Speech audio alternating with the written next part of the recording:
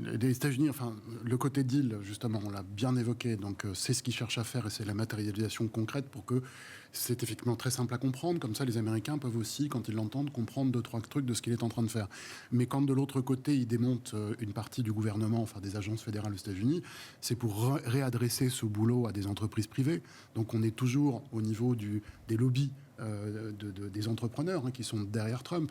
Donc tout ça, c'est juste une transformation. Il n'y a, pas de rupture. C'est pas pour déglinguer ce fameux État profond. Et de l'autre côté, à partir du moment où il y aura des taxes qui répondront justement à sa logique de protection nationale, etc., qui raconte à ses électeurs, il va y avoir plus d'argent qui va être encore dirigé vers le militaire, tout en mettant la pression, par exemple, sur l'Europe pour acheter des produits américains. Donc c'est une logique qui se comprend très bien.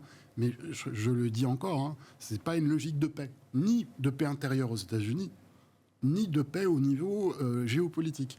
Voilà, ce que dessine Trump, son administration, avec l'appui d'autres autocraties, enfin, pas d'autres, avec l'appui d'autocraties, pas d'autres autocraties, oui. Avec l'appui d'autocraties, c'est quelque chose qui est extrêmement dangereux. Et pour l'inflation, moi, l'inflation suit un cycle bien connu.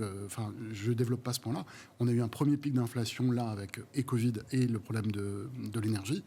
Normalement, les pics d'inflation se présentent historiquement par deux, séparés de 5 à 7 ans.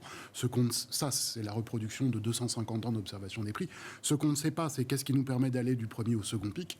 Voilà, là, c'est déjà écrit. C'est-à-dire que ce qu'est en train d'organiser Trump, c'est la construction aux USA d'une inflation qui va rester prégnante et qui va encore monter. On ajoute n'importe quel problème géopolitique à ça et l'inflation repart à 5, 10, 15%. C'est à peu près la trajectoire qui est prise pour les 3-4 ans qui viennent.